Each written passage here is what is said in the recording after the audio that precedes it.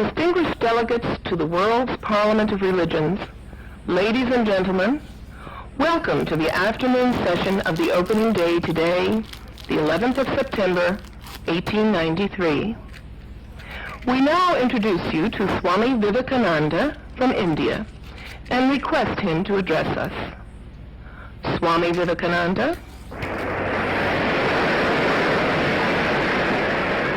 Sisters and brothers of America,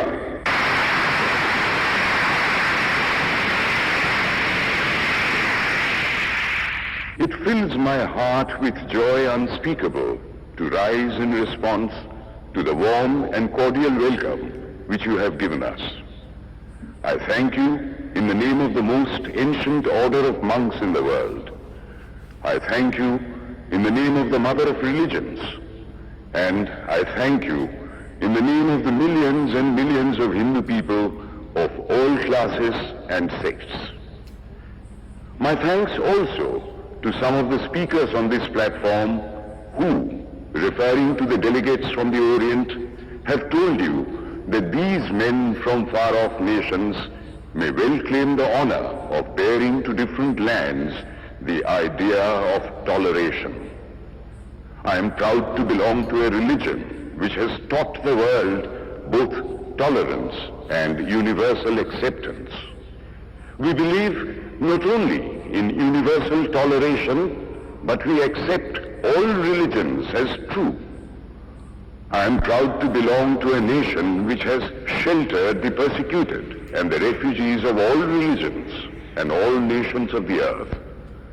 I am proud to tell you that we have gathered in our bosom the purest remnant of the Israelites who came to southern India and took refuge with us in the very year in which their holy temple was shattered to pieces by Roman tyranny. I am proud to belong to the religion which has sheltered and is still fostering the remnant of the grand Zoroastrian nation.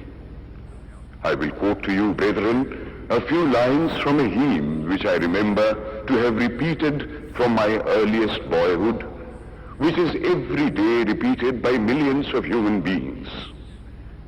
As the different streams, having their sources in different places, all mingle their water in the sea, so, O Lord, the different paths which men take through different tendencies, various though they appear, crooked or straight, all lead to Thee. The present convention, which is one of the most august assemblies ever held,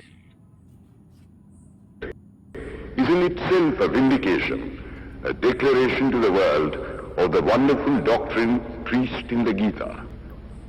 Whosoever comes to me, through whatsoever form, I reach him. All men are struggling through paths which in the end lead to me.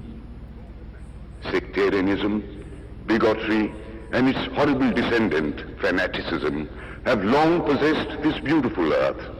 They have filled the earth with violence, drenched it often and often with human blood, destroyed civilization, and sent whole nations to despair. Had it not been for these horrible demons, human society would be far more advanced than it is now.